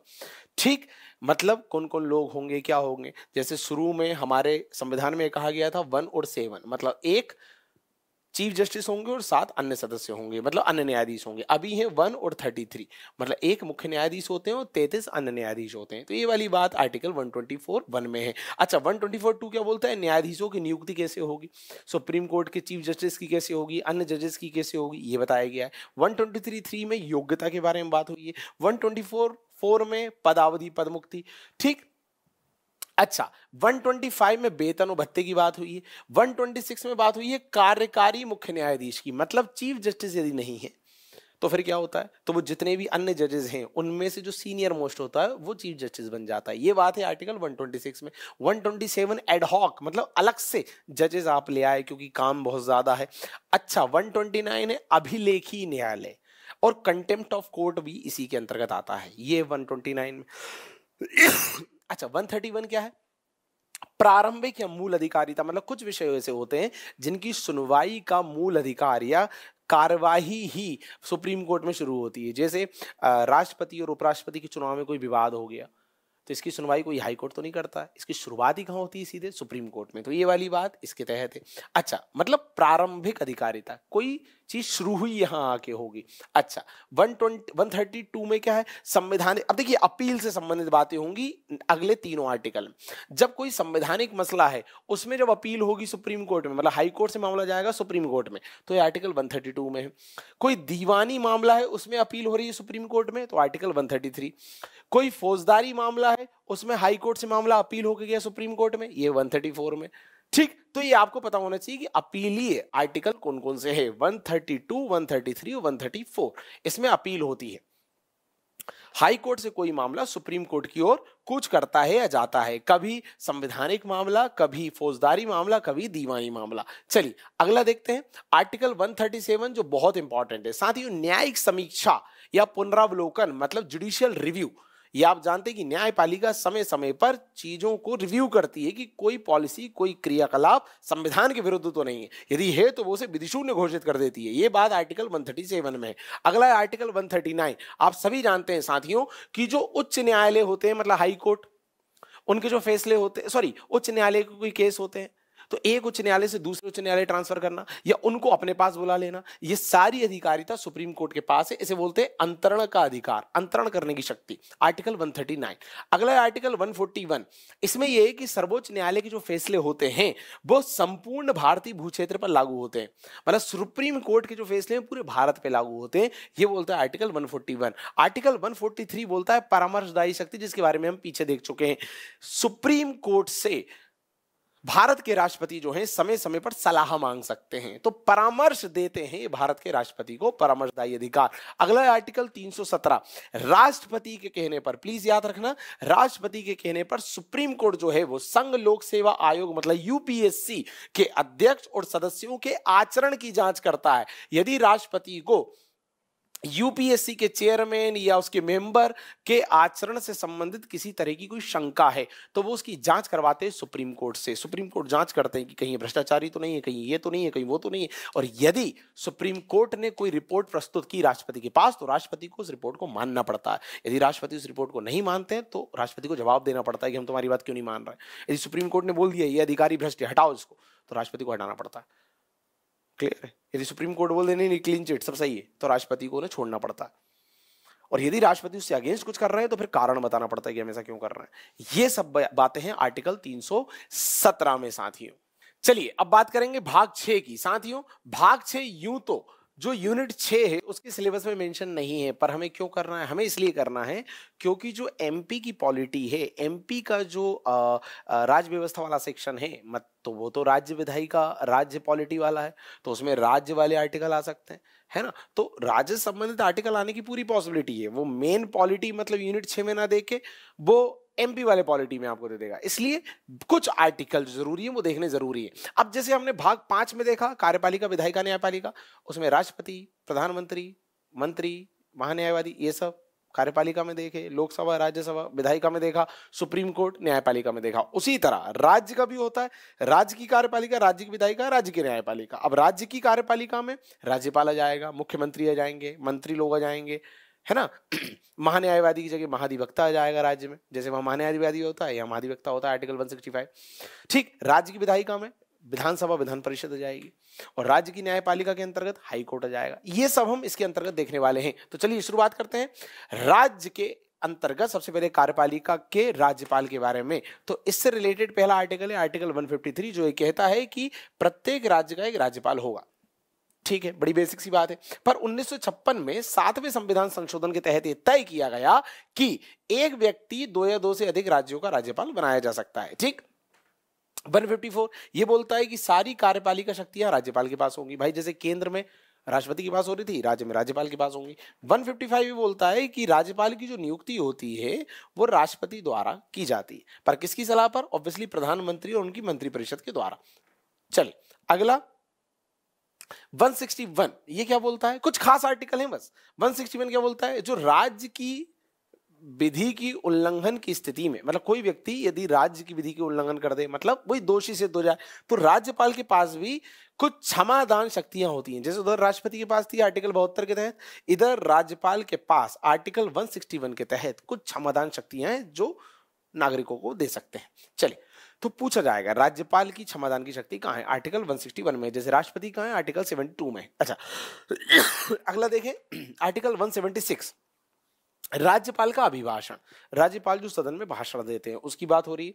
आर्टिकल 202, इसमें यह है कि राज्यपाल जो है वो राज्य के वित्त मंत्री के माध्यम से बजट प्रस्तुत करवाते हैं, जैसे उधर राष्ट्रपति करवाते हैं वित्त मंत्री के माध्यम से। आर्टिकल 213 है राज्यपाल के अध्यादेश जारी करने की शक्ति, जैसे उधर राष्ट्रपति की थी 123 में।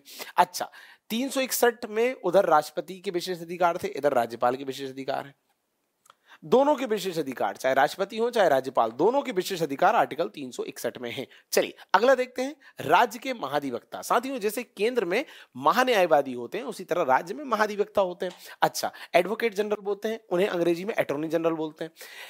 165 आर्टिकल ये बोलता है कि राज्य का एक महाधिवक्ता होगा, जैसे उधर आर्टिकल 76 बोल रहा था। अच्छा, 177 ये बोलता है कि वो विधानसभा में शामिल हो सकते हैं, भाषण दे सकते हैं, पर केवल वोट नहीं डाल सकते, जैसे वो भी कर सकते थे आर्टिकल 88 के तहत। आर्टिकल 194 ये बोलता है कि जो महाधिवक्ता होते हैं उन्हें राज्य के जो कैबिनेट मंत्री होता है उसके बराबर सारे अधिकार मिलेंगे। अच्छा, तो ये तो बातें हो गई महाधिवक्ता के बारे में, जो राज्य सरकार के कहीं ना कहीं वकील होते हैं। जैसे महान्यायवादी केंद्र सरकार के वकील होते हैं, जो केंद्र सरकार का पक्ष देश के किसी भी न्यायालय में रख सकते हैं। उसी तरह राज्य के सरकार के पक्षकार के रूप में महाधिवक्ता होते हैं, जो राज्य की सरकार का पक्ष देश के किसी भी न्यायालय में रख देते हैं। अच्छा, अब राज्य विधायिका की बात करें तो यहां भी कुछ प्रमुख 4-5 आर्टिकल हैं, जरा ध्यान से देखना। देखिए, आर्टिकल 168 तो ये बोलता है कि राज्य में एक विधानमंडल होगा, जैसे उधर संसद होती है एक, उसी तरह राज्य में एक विधानमंडल होगा। अब विधानमंडल कितने लोगों से मिलकर बनेगा? जैसे संसद कितने लोगों से मिलकर बन रही थी? 3, लोकसभा, राज्यसभा और राष्ट्रपति। उसी तरह राज्य का विधानमंडल भी 3 से मिलकर बनता है, एक तो राज्यपाल, एक विधानसभा और एक विधान परिषद। जैसे उधर था राष्ट्रपति, लोकसभा, राज्यसभा। अब ये जो विधानसभा वाला जो पक्ष है ये हर राज्य में नहीं होता, कुछ राज्य में विधानसभा होती है, कुछ राज्य में नहीं होती है। ठीक, ये राज्य सरकार के ऊपर होता है, ये विधानसभा के ऊपर होता है कि उसे अपने राज्य में विधान परिषद गठित करनी है या नहीं करनी है। ठीक है, चलिए आगे बढ़ते हैं।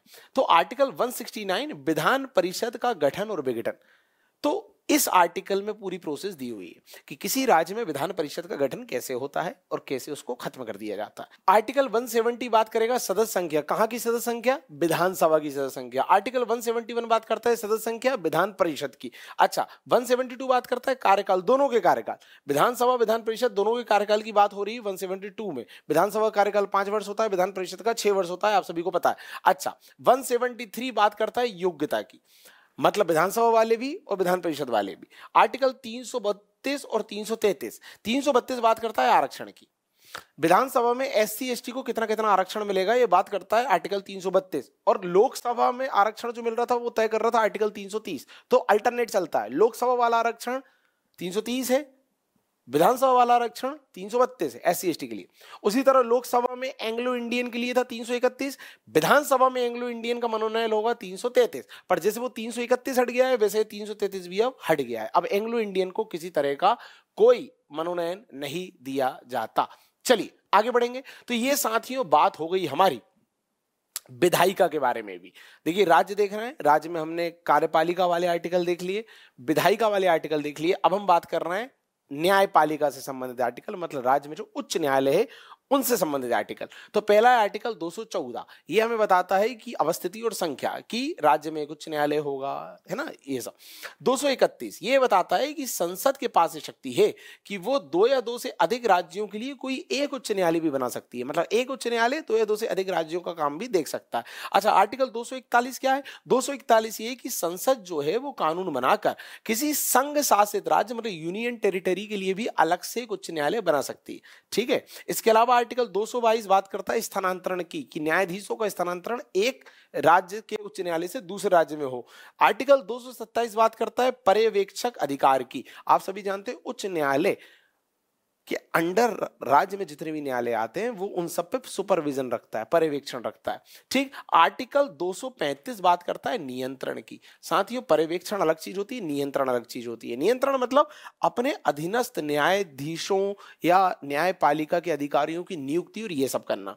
अच्छा, आर्टिकल 215 अभिलेखीय न्यायालय, जिस सुप्रीम कोर्ट एक अभिलेखीय न्यायालय होता है आर्टिकल 129 के तहत, उसी तरह हाई कोर्ट भी एक अभिलेखीय न्यायालय होता है पर आर्टिकल 215 के तहत। साथियों चलिए, ये हमारा जो राज्य वाला सेक्शन था मतलब भाग 6 पूरी तरह समाप्त हुआ। साथियों, अब हम एक ऐसे भाग पे जा रहे हैं जहां से प्रश्न आने की पॉसिबिलिटी होती है, वो है भाग 9 मतलब पंचायती राज। साथियों, संवैधानिक प्रावधान जो है वो पंचायती राज के भाग 9 में है, आप सभी जानते हो। आर्टिकल 243 से 243 ओ तक है, ये भी आप जानते हो। इससे संबंधित बात भारतीय संविधान की अनुसूची 11 में होती है और इसमें कुल 29 विषय हैं। ये सब आप जानते हो, ये आपको याद कर लेना है कि पंचायत से संबंधित बात हो रही संविधान के भाग 9 में। इससे संबंधित आर्टिकल है 243 से 243 ओ, इससे संबंधित अनुसूची 11, इससे संबंधित कुल विषय है 9। पर जो 243 से लेकर 243 ओ तक के जो आर्टिकल हैं मैं वो सब नहीं लाया आपके लिए। मैं आपके लिए केवल वो आर्टिकल लाया हूं कि यदि पूरे ना हो सके तो कम से कम ये तो करके चले ही जाना। केवल हम चिन्हित की बात कर रहे हैं। तो साथियों, आर्टिकल 243 डी में बात है सीटों का आरक्षण। जो पंचायत के चुनाव होंगे तो उसमें सीटों में जो आरक्षण दिया जाता है। 243 एफ बात करता है इनकी योग्यता क्या होनी चाहिए। आर्टिकल 243 आई बहुत इंपॉर्टेंट है, यह बात करता है राज्य वित्त आयोग की गठन की। आप सभी जानते हैं राज्य में एक वित्त आयोग होता है, राज्य वित्त आयोग, जो तय करता है कि राज्य सरकार पंचायतों को कितना कितना पैसा फंड देगी। 243 के बात करता है पंचायतों के चुनाव की, और पंचायतों के चुनाव कौन कराता है आप सभी जानते हो, राज्य निर्वाचन आयोग। तो साथियों, ये 4 आर्टिकल पंचायत से संबंधित कर ही लेना, कम से कम ये 4। चलिए आगे बात करेंगे। अगला हम देखेंगे नगरीय निकाय। नगरीय निकाय मतलब नगर पालिका, नगर निगम, इस सब की बात हो रही है। तो साथियों, जैसे पंचायत की बात हो रही है भाग 9 में, नगरीय निकाय की बात हो रही है 9A में। पंचायत की बात हो रही है आर्टिकल 243 से 243 ओ, तो ओ के बाद आता है पी, तो 243 पी से 243 जेड जी तक बात हो रही है नगरीय निकाय की। उसका वर्णन था अनुसूची 11 में, इसका वर्णन है 12 में। उसमें थे 29 विषय, इसमें है 18 विषय। बट क्या मैं फिर पूरे आर्टिकल लाया हूं? बिल्कुल नहीं। मैं भैया कुछ 5-6 आर्टिकल लाया हूं कि कम से कम ये तो देख ही लेना, कम से कम ये तो देख ही लेना। पहला है आर्टिकल 243 टी, इसमें नगर पालिका के पदों के आरक्षण की बात हुई है। अगला है 243 वाई, इसमें वित्त आयोग की बात हुई, वही राज्य वित्त आयोग जो तय करेगा कि राज्य सरकार, नगर पालिका, नगर निगम इनको कितना फंड देगी। अच्छा, 243 जेड ए इंपॉर्टेंट है, जो बात करता है नगर पालिकाओं के निर्वाचन की। नगर पालिका का निर्वाचन भी कौन कराता है? राज्य निर्वाचन आयोग। अच्छा, 243 जेड डी ये बात करता है जिला योजना हेतु जिला समिति। जिले स्तर पर जो समितियां बनी होती हैं जो जिले से संबंधित योजना बनाती हैं। और आर्टिकल 243 जेड ई महानगर योजना समिति, भाई जिला जो छोटे जिले होंगे वहां जिला योजना समिति होगी जेड डी के तहत, और जो महानगर बड़े नगर होंगे वहां होगी महानगर समिति जेड ई के तहत। ये सारी बातें थी पंचायत और नगरीय निकाय से संबंधित। बिल्कुल चिन्हित आर्टिकल लेके आया था। मैं जानता हूं आप पूरे सभी लोग नहीं कर पाते, कम से कम इतने करके चले आना, इनमें से आने की पूरी पॉसिबिलिटी होती है। चलिए अब देखते हैं राज्यों को विशेष दर्जा। आप सभी जानते हैं हमारे यहाँ राज्यों को अलग अलग आर्टिकल के माध्यम से विशेष राज्य का दर्जा दिया गया है। धारा या अनुच्छेद 370 जम्मू कश्मीर के लिए था, पर आप जानते हैं अनुच्छेद 370 अब हट गया है, जम्मू कश्मीर के विशेष राज्य का दर्जा हट गया है। 371 के तहत महाराष्ट्र गुजरात, 371 का के तहत नागालैंड, 371 खा के तहत असम, 371 गा के तहत मणिपुर, 371 घा के तहत आंध्र प्रदेश, 371 ला के तहत आंध्र प्रदेश के जो केंद्रीय विद्यालय हैं उनको, 371 चा के तहत सिक्किम, 371 छा के तहत मिजोरम, 371 जा के तहत अरुणाचल प्रदेश, 371 झा के तहत गोवा और 371 जे, ये मैंने ABCD वाला लिख दिया, ठीक, इसके तहत कर्नाटक और हैदराबाद दोनों को विशेष राज्य का दर्जा दिया हुआ है। साथ ही इसमें से प्रश्न बन चुका है एक बार MPPSC में, है ना। तो बन सकता है कि हमें जनरली बस जम्मू कश्मीर का याद रहता था, बाकी राज्यों का नहीं रहता, तो हमें पता होना चाहिए। तो ये थे विशेष राज्य का दर्जा से संबंधित कुछ आर्टिकल, और ये थे भारतीय संविधान के कुछ प्रमुख आर्टिकल जो मैं आपके लिए इस एक लेक्चर में लेके आया। मैंने प्रयास किया कि बहुत संक्षेप में आपको चीजें बताते हुए पूरे आर्टिकल एटलीस्ट कवर करा दूं और आपका एक रिवीजन, क्विक रिवीजन जो हम बोलते हैं, वो सुनिश्चित करा दूं। आशा करता हूं मेरा प्रयास आपके लिए उपयोगी सिद्ध होगा साथियों, और हमारा ये छोटा सा प्रयास आपके MPPSC प्रीलिम्स के उत्तीर्ण करवाने में, क्वालिफाइड करवाने में सहायक सिद्ध होगा। बहुत बहुत धन्यवाद।